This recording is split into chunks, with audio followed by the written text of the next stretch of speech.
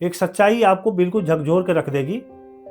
आपको पता चलता है कि फला शहर में, कोटा में, कहीं भी एक बच्चे ने आत्महत्या कर लिया। आप सोचो आखिरी बार वो किससे बात करना चाहता होगा? अपने माँ बाप से, अपने टीचर से, या बहुत करीबी रिश्तेदार से? क्यों नहीं कर पाया? वो केवल ये चाहता था कि कोई एक इंसान ऐसा बोल दे कि बेटा तू फेल नहीं हुआ, अगली बार फिर सफल हो जाएगा। तू फेल नहीं हुआ, तू केवल थका हुआ है। जब कोई बच्चा फेल होता है, जब कोई बच्चा टूटता है, तो उसकी माँ कहती है कि मैंने कहाँ कमी करी। उसका बाप सोचता है काश मैंने इस पे दबाव कम बनाया होता कि मेरा बेटा जिंदा होता और टूटता नहीं, लेकिन अब बहुत देर हो चुकी है। एक बच्चा जब बचपन में आपसे पूछता है कि पापा मैं क्या बनूंगा, तब आप क्या कहते हो कि पहले तू अच्छा नंबर ले आ। वहीं से नंबर गेम चालू होता है, वहीं से उस बच्चे के दिमाग पे प्रेशर होना चालू होता है। उसको लगने लगता है कि अच्छा नंबर लाऊंगा तभी मैं कुछ बन सकता हूँ, अच्छे नंबर नहीं लाऊंगा घर में डांट खाऊंगा, मेरी इंसल्ट होगी। ये गलत बात है। हम बच्चों को इंसान नहीं, मार्क्स लाने वाली मशीन समझ बैठे हैं। आज समाज कहता है कि दुनिया के बच्चे 90% लाए, पड़ोसी का बच्चा 90% लाया, तुम क्यों कम लाए?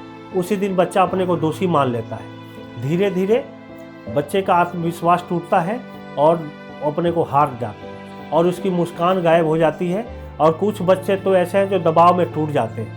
माँ बाप बुरे नहीं हैं, वो भी डरते हैं। माँ बाप इसलिए डरते हैं कि वो सोचते हैं कि समाज क्या कहेगा, कि इतना सब कुछ होने के बाद से अपने बच्चों को पढ़ा नहीं पाया, इसके बच्चे पीछे क्यों रह गए। बच्चा रोता है लेकिन कुछ कह नहीं पाता। और टीचर भी मजबूर है, उनके ऊपर भी प्रेशर रहता है अपना सिलेबस पूरा करने का। जल्दी से जल्दी सिलेबस पूरा कराते हैं, बच्चों को समझ आए ना आए। और आजकल सबसे बड़ा लूट हो रहा है, जो स्कूल के बाहर कोचिंग खुली हुई है। अगर एक बात बताओ, अगर आप बच्चे को पढ़ाते हो अपने स्कूल में, फी भरते हो, तो कोचिंग क्यों जाता है? इसका मतलब उसको पढ़ाया नहीं जाता ठीक से, उसको समझ नहीं आती चीज़ें, तभी वो कोचिंग में जाता है। कोचिंग में भी आपको भारी भरकम फीस लेती, फिर भी बच्चा फेल हो जाता है क्योंकि वो दबाव को नहीं झेल पाता। बच्चे को सबसे ज़्यादा आपके सपोर्ट की ज़रूरत है, उनकी फैमिली की सपोर्ट की ज़रूरत है। आज फेल हुआ, उसको हिम्मत दो कि कोई बात नहीं, फेल ये तो नंबर, अच्छे नंबर पाना, कम नंबर लाना कोई बुरी बात नहीं है। तुम हारना मत, तुम फिर जीत जाओगे। एक बच्चा अगर उसकी संगीत अच्छी है, किसी खेल में अच्छा है, लेकिन गणित में कमजोर है, तो क्या वो असफल है? उसको अधिकार नहीं है पढ़ने का। अगर गणित में नंबर कम आते हैं, साइंस में नंबर कम आते हैं, बट उसकी रुचि दूसरे सब्जेक्ट में है, तो उसको दूसरे सब्जेक्ट की पढ़ाई करानी चाहिए।